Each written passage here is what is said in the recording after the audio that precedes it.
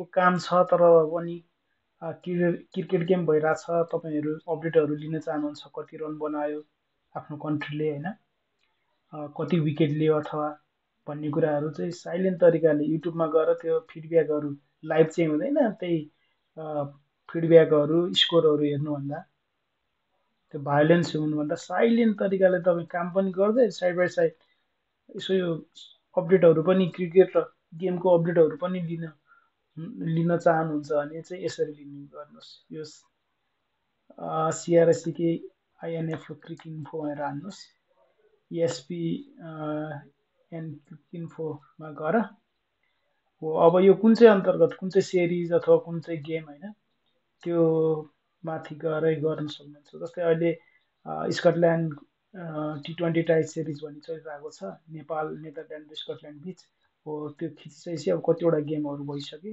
अथवा लाइभ छ भने पनि देखाइरहन्छ यहाँनिर। अनि त्यस पछाडि अब ल यो भइसक्यो गेमको हेरौँ, रिजल्टहरू हेरौँ, पुरै यहाँ स्कोर कार्डमा हेर्न मिल्छ। लाइभ छ भने लाइभमा गएर यसो यहाँनिर एउटा बटन हुन्छ, त्यसमा गएर हेर्न सकिन्छ स्कटल्यान्डले कति कति स्कोर बनायो, कसले आउट पार्यो, त्यसै गरेर नेपालको स्कोर कति हो, नेपालको बलिङहरू यहाँ हेर्न सकिन्छ। अनि नेपाल विरुद्ध गरेको बलिङ कार्डहरू यहाँ हेर्न सकिन्छ।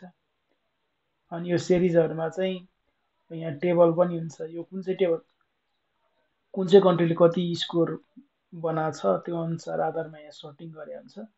हाई स्कोर भएको माथि छ स्कटल्यान्ड चाहिँ हाई छ, रन रेटको आधारमा सेम पोइन्ट भयो भने हो। यसरी चाहिँ आफै साइलेन्ट तरिकाले अपडेट लिन सकिन्छ।